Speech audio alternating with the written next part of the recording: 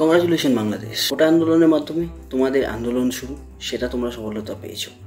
এরপর শেখ হাসিনা পদত্যাগ, দেশ ছাড়া, এটার মাধ্যমেও তোমরা তোমাদের সফলতা পেয়েছো, তার জন্য কংগ্রাচুলেশন। কিন্তু অ্যাকচুয়ালি তৃতীয়বার যখন স্বাধীনতা পেলে অ্যাকচুয়ালি কি স্বাধীন হয়েছে? তো থাকছে, কারণ তোমাদের ওখানে যারা সংখ্যালঘু আছে, বাংলাদেশে যারা সংখ্যালঘু আছে, তাদের অবস্থা তো কোনো বদলায়নি। তারা তো স্বাধীন আর হতে পারলো না।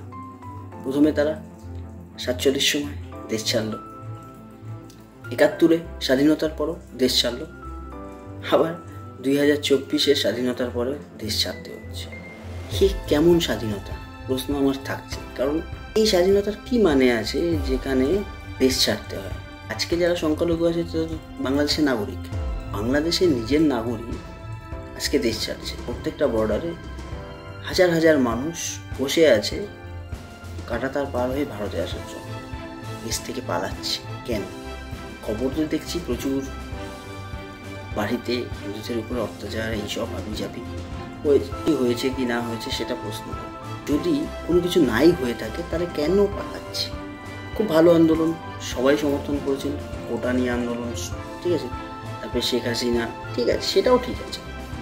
কিন্তু ওখানকার যারা সংখ্যালঘু আছে তাদের তো এই আন্দোলনের সামিলও ছিল, তারাও তো চেয়েছিল। ছাত্র যুবকের যারা আন্দোলন করেছে তাদের পাশে তারাও ছিল। তারপরেও তাদের আজকে এই অবস্থা কেন?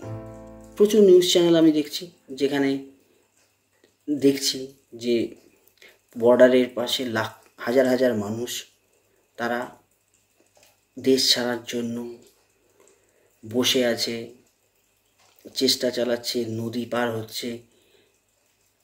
কেন? কারণ কি জানেন? কারণটা কি? এটা কি ছাত্র আন্দোলন না অন্য কোনো আন্দোলন?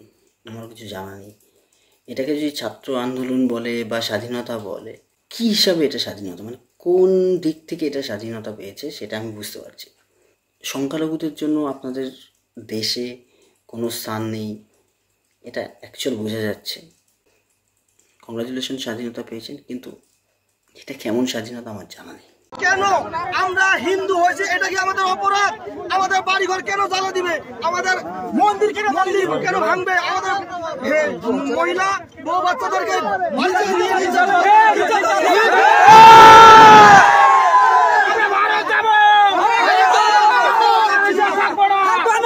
ভারতে যাব। ভারতের সরকারের কাছে আমরা আবেদন, আমাদেরকে একটু সুদৃষ্টিতে দেখুন। আমরা আর একদিকে থাকতে পারছি না, আপনারা আমাদের দয়া করে নিয়ে যান প্লিজ।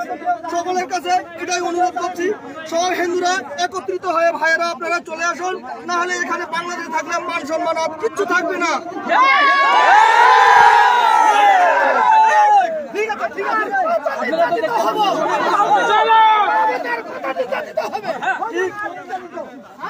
আছে,